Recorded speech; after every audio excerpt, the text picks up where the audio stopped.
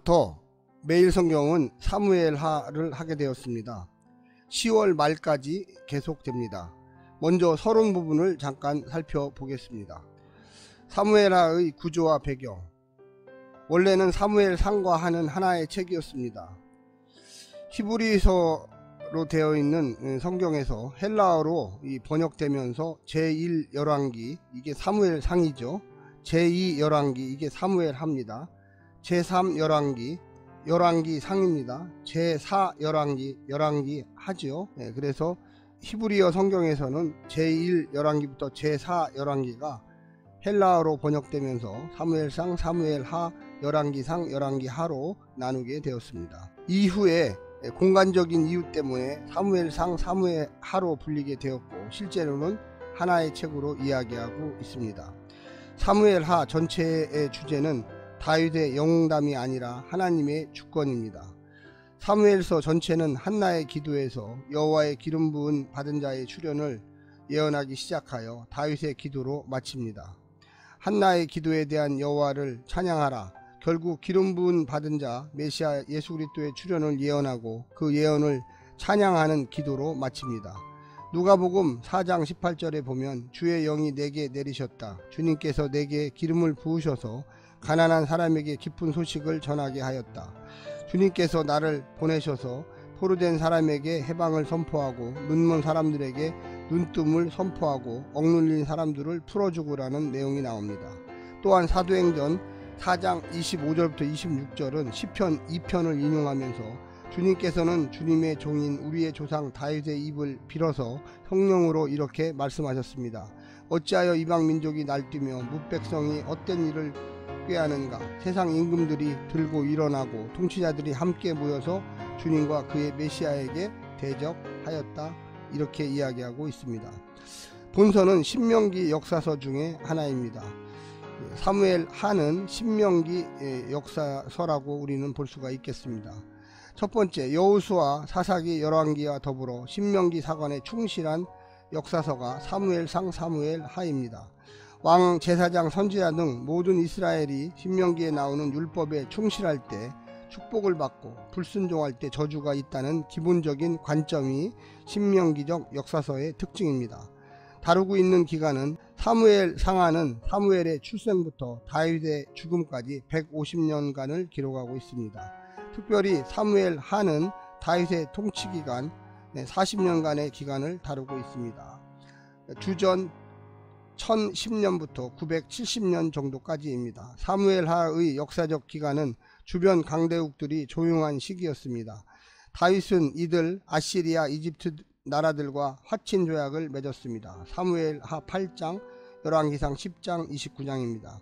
그래서 고대 근동 지역의 작은 나라들이었던 아람, 블레셋, 모압, 암몬, 아멜렉, 버니게 등은 이스라엘과 같이 독립을 유지할 수가 있었습니다. 한마디로 얘기하면 강대국들이 조용한 시기에는 주변의 작은 나라들이 평화롭게 살 수가 있었다는 것입니다. 다윗의 통치하에 있는 이스라엘은 작은 나라들 중에서 강자로 부상할 수가 있었습니다. 다윗은 많은 다른 나라들을 복속시키고 북쪽 유브라데 강 쪽으로부터 남쪽 이집트 강까지 영토를 확장할 수 있었습니다. 네 번째, 계율을 말씀드리겠습니다. 1장 1절부터 5장 5절. 하나님께서 다윗을 유다와 이스라엘의 왕으로 세우다. 5장 6절부터 10장 19절. 영원한 다윗 왕권의 언약. 11장부터 20장. 다윗의 죄와 그 결과. 21장부터 24장. 다윗 통치에 대한 후기. 다섯 번째로 다윗의 발흥에 대해서 말씀드리겠습니다. 내용은 사무엘상 16장부터 사무엘하 5장까지입니다. 첫 번째, 다윗의 전성기 시절의 기록. 다윗이 어린 시절부터 이스라엘의 왕이 될 때까지의 설명. 다윗은 여러가지 어려운 가운데서도 자신의 손에 피를 묻히지 않았음. 모든 문제를 여호와께서 해결하여 주심. 그래서 왕까지 되었습니다. 사울을 여러 번 죽일 수 있었지만 여호와의 기름 부음 받은 자를 존중했습니다. 사울은 아멜렉 사람에게 죽임을 당하고 다윗은 그 아말렉 사람들을 죽여서 복수합니다. 이스라엘 전체를 통일하는 과정에서도 아브넬, 아마사, 이스보셋의 죽음에도 다윗은 관련이 없다는 것입니다. 이들을 죽인 살인자들을 다윗이 또한 죽였습니다. 복수를 했다는 것이죠. 다윗의 장군이었던 요압 장군은 솔로몬에게 죽일 것을 부탁합니다. 여섯 번째는 같은 역사 다른 해석. 구약 성경 속에 있는 역사서는 여호수아부터 에스더까지입니다. 신명기적 역사서와 역대기적 역사서는 역대기, 에스라, 느헤미야죠. 다릅니다. 사관의 문제입니다. 역사를 기록하는 사관이 어떤 관점으로 기록했는가가 매우 중요합니다. 역사는 후대의 사관이 어떤 자료를 선택할 것인가에 달려 있습니다. 그리고 또한 어떻게 해석, 의미 부여를 했는지가 중요합니다. 예를 들어서 동일 인물을 사진으로 찍을 때 측면, 앞면, 뒷면, 윗면 등 다양한 각도에서 사진으로 전혀 다른 느낌을 줄 수 있다는데 우리 현대인들은 생각할 수가 있습니다. 성서 안에서 이스라엘 역사 서술은 해석된 역사 서술입니다. 정확한 역사 서술은 불가능합니다. 성서 이스라엘의 역사 서술은 신앙 고백적 측면이 매우 강하다고 할 수가 있겠습니다. 예를 들어 말씀드리면 역사적 다윗과 성경적 다윗은 역사상 다윗이 행했던 일들을 평가한다면 성경적 다윗은 신앙 고백적으로 신앙의 기초에서 다윗을 평가하는 모습을 그리는 것입니다. 사무엘서는 사무엘이 주인공처럼 보이나 사실은 다윗이 주인공입니다. 역대기 역사서의 주된 목적은 다윗을 이상화하는 것이었습니다. 다윗과 그의 가문의 좋은 점은 더욱 부각시키고 영웅으로 만들었다는 이야기죠. 나쁜 점은 신명기 역사서보다 축소 은폐했습니다. 예를 들어서 사무엘 하와 역대상을 비교해 보면 좋겠습니다. 구약의 역사서를 어떤 관점으로 읽어야 할까요? 첫 번째는 한쪽으로 치우쳐 해석하지 말랍니다. 역사서를 알레고리, 영적인 해석으로 하지 말라는 것입니다. 라합이 매단 줄, 예수님의 십자가의 피, 정탐꾼이 숨었던 지붕에 벌려놓은 3대, 십자가로 해석, 호기심 유발음 좋으나 적당하지가 않습니다. 영해를 너무 자주 하거나 깊게 하면 문제가 생긴다는 것입니다. 도덕적 교훈으로만 해석하지 말라. 다윗의 용맹성, 노도의 효성, 애국심. 성경은 윤리서적이나 종교서적으로 강정되기가 쉽습니다. 인간은 다 부족한 죄인입니다. 성경 인물이라고 다 훌륭한 사람이 아닙니다. 입다 선지자의 자기 딸을 산 번제로 드리려다가 성전 수종자로 드렸습니다. 바른 해석은 어떤 것일까요? 첫 번째, 역사적 사실을 가능하면 정확히 기술하십시오.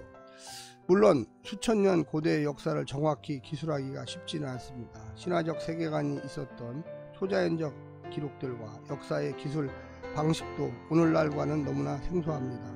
최소한 육가 원칙, 왜, 누가, 어디서, 어떻게, 어느 때 무엇을 했는지를 살펴보시기 바랍니다.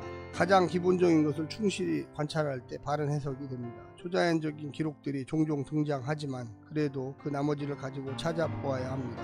역사서이기에 최대한 역사적 관찰을 열심히 추구해야만 하겠습니다. 두 번째는 성서는 저자의 어떤 인물과 사건에 대한 신앙적 관점의 기록입니다. 세속사의 해석 방식과는 다르다는 것입니다. 철저하게 하나님과의 관계 중심적인 기록입니다. 율법 기준의 순종과 불순종의 판단 기록입니다. 하나님께서 인정받는 사람은 누구입니까에 초점이 있습니다. 세 번째는 역사관을 보라는 것입니다. 구약 성서 역사 기록에는 두 가지 사관이 존재하는데 신명기적 역사관은 율법의 순종과 불순종이 기준이며 하나님의 자비와 긍휼이 기준입니다. 두 번째는 역대기적 역사관이 있습니다. 이것은 다윗의 왕정이 선하다라는 기준을 가지고 기록한 것입니다. 구약 역사서의 문학적 특징, 내러티브는 설화체 또 서사체 이야기의 문학입니다. 역사는 등장인물들의 다양한 경험과 갈등구조, 성공과 좌절에 대한 이야기가 나옵니다.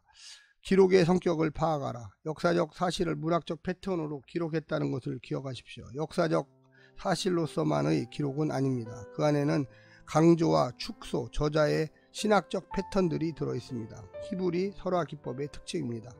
인물 묘사, 어떻게 본문을 해석할 것인가에서 인물만큼 큰 힌트를 주는 경우는 없습니다. 평행적, 여호수아는 제2의 모세다. 엘리야, 제2의 모세다. 같은 구조, 같은 경험이 반복됩니다. 열왕기의 왕들의 평행적 기준은 다윗이었습니다. 여로보암은 모든 이스라엘 왕들의 기준입니다. 악한 왕의 기준은 여로보암이었습니다. 선한 왕의 기준은 다윗이었습니다.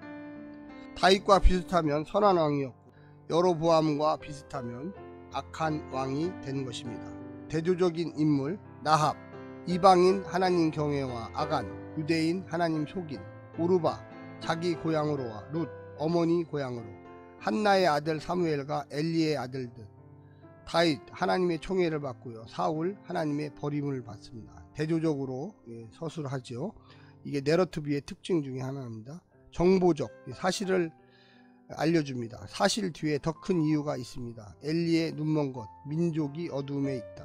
사울의 외모 묘사, 외형 중시 인간적으로 왕을 선택했다. 다윗의 외모, 하나님만을 의지하는 자세. 구약 역사의 전개 방식을 말씀드리겠습니다. 사사기는 범죄, 처벌, 회개, 구원의 구도로 계속적으로 반복됩니다. 열왕기는 통치 기록 방식으로 왕들의 치적을 기록하고 있습니다. 구약 역사서의 신학적인 특징, 첫 번째 성경신학, 하나님의 주권을 강조하고 하나님이 역사에 간섭하시고 하나님의 백성들을 인도하십니다. 모세와 다윗의 언약, 선지자는 모세 언약의 수호자들입니다. 즉 율법에 기초하여 하나님 땅에서 살아야 합니다. 선지자들은 모세 언약이 깨어질 때 이스라엘에게 위기를 선포합니다. 열왕기하 17장에서 이스라엘의 멸망이 단순히 인과응보의 결과가 아니라고 선포하고 있습니다.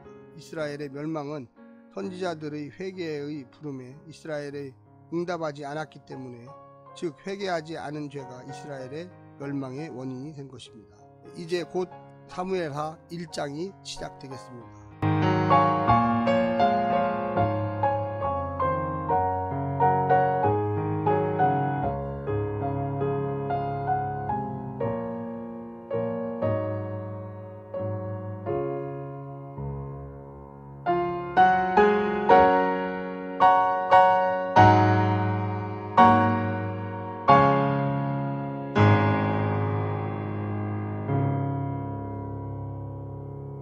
사랑하는 행복한 교회 성도 여러분, 이 영상을 보시는 하나님 나라의 귀한 자녀 여러분, 오늘은 2022년 9월 17일 토요일입니다. 오늘부터 10월 말까지는 사무엘 하를 매일 성경으로 하겠습니다.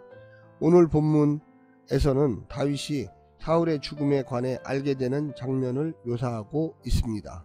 다윗이 시글락에 머물고 있을 때 사울의 병사 중 한 명이었던 아말렉 청년이 다윗을 찾아왔습니다. 아말렉 청년은 전쟁 중 중상을 입은 사울왕의 부탁을 받아 그를 죽인 뒤 그의 왕관과 팔찌를 벗겨 다윗에게 가져왔다고 보고하고 있습니다. 다윗은 이 보고를 듣고 크게 슬퍼하며 울고 금식하였습니다. 또 다윗은 자신이 사울을 죽였다고 말하는 그 청년을 수화를 시켜 죽이게 하였습니다. 오늘 본문을 나누어 보겠습니다. 사무엘하 1장 1절부터 4절, 아말렉 청년의 보고, 시간과 장소, 아말렉 청년의 모습, 아말렉 청년의 보고. 5절부터 10절, 다윗의 질문, 사울의 요청, 아말렉 청년의 행동. 11절부터 16절, 다윗의 반응, 슬퍼하는 다윗, 처형당하는 아말렉 청년. 오늘 본문 사무엘하 1장 1절부터 16절 말씀을 듣고 다시 오겠습니다.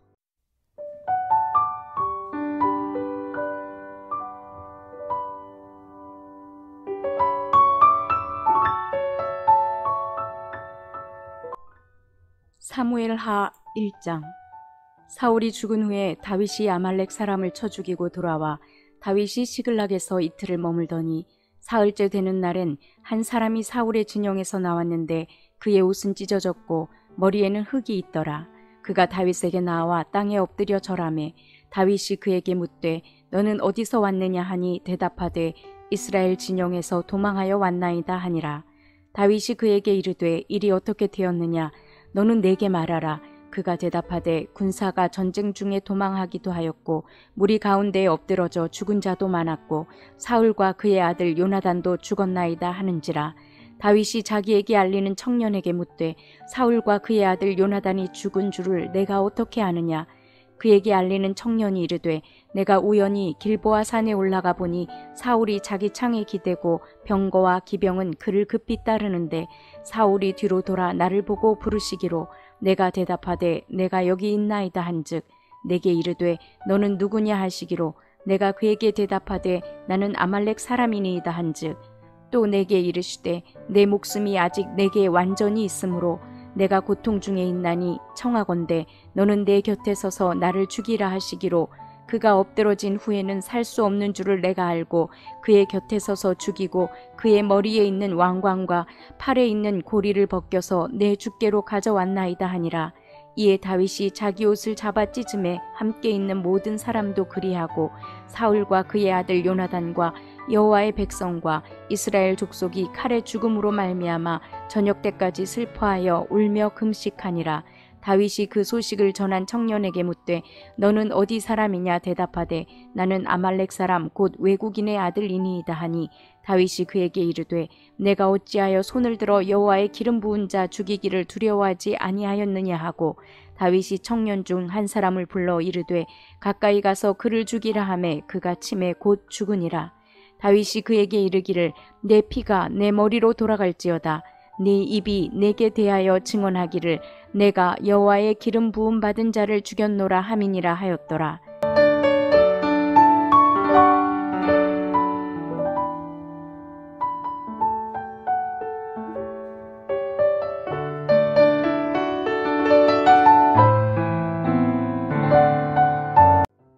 아말렉 청년은 죽어가던 사울의 지시를 받아 자신이 사울왕을 죽였다고 말합니다. 하지만 이 아말렉 청년의 보고는 사무엘상 31장 3절부터 5절의 기록과는 다릅니다. 사무엘상 31장의 기록에 따르면 중상을 입어 죽어가던 사울이 자기의 무기 드는 자에게 자신을 죽이라고 명했습니다. 하지만 그가 왕을 해치는 일을 두려워하였으므로 사울이 직접 자신의 칼에 엎드려 죽었습니다. 아말렉 청년이 이처럼 사실을 왜곡하여 보도한 이유는 다윗의 보상을 더 얻으려는 마음 때문이었을 것입니다. 오늘 본문을 세 부분으로 나누어 자세히 설명드리겠습니다. 사울과 요나단의 죽음 소식. 아말렉 청년 하나가 사울 왕관과 팔찌를 취하여 다윗 왕 앞에 가져옵니다. 그는 이스라엘이 전쟁 중에서 패한 소식을 갖고 가까스로 도주한 사람이었습니다. 무엇보다 그는 다윗이 궁금하게 여겼던 기름 부음 받은 왕 사울과 사랑하는 친구 요나단의 죽음 소식을 가져온 것입니다. 사울의 왕관과 팔찌는 그 소식의 진실성을 입증하는 확실한 증거였습니다. 아말렉 진멸 명령을 어기고 전리품을 취했던 사울 왕의 왕관과 팔찌가 아말렉 사람에게 전리품이 되는 것을 보십시오. 그의 죽음이 전투력의 부족 때문이 아니라 불순종의 결과임을 말해주고 있지 않습니까? 두 번째, 사울의 죽음 사연. 이 아말렉 청년은 사울과 다윗 간의 적대 관계를 알고 있는 듯 하였습니다. 그는 사울의 죽음 소식이 다윗에게는 기쁜 소식이 될 걸로 생각했을 것입니다. 그의 말이 얼마나 사실인지 몰라도 그는 사울의 마지막 죽음을 끊는 사람이 다름 아닌 자신이었다고 과시하듯 보고하고 있습니다.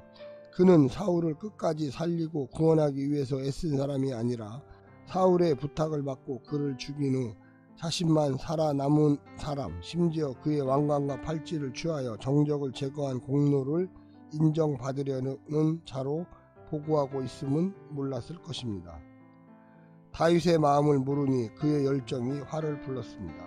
하나님의 마음을 모르면 우리의 열정도 화를 부릅니다. 세 번째는 아말렉 청년의 죽음. 아말렉 청년의 예상과 달리 다윗과 곁에 선 사람들은 사울과 요나단의 전사 소식에 옷을 찢고 슬퍼하며 울면서 금식합니다. 아무리 사울의 명령에 따른 일이고 사울의 소생 가능성이 적었다 하더라도 하나님의 기름 부은 받은 왕을 죽이는 일은 용서받을 수 없는 악입니다. 더욱이 이스라엘의 진멸 대상인 아말렉 사람에 의한 사울의 죽음은 그야말로 수치 중의 수치였습니다. 하나님이 심판하신 것이라고 하여도 모든 것을 정당화하면 안됩니다. 그분이 하실 일은 그분이 하시지만 우리가 한 일에 대해서는 평가를 받아야 마땅합니다. 사랑하는 성도 여러분, 오늘 하루도 힘내시고요. 오늘 본문 말씀을 부여잡고 하나님의 뜻은 어디에 있는지 깊이 생각하시기를 간절히 부탁드립니다. 샬롬.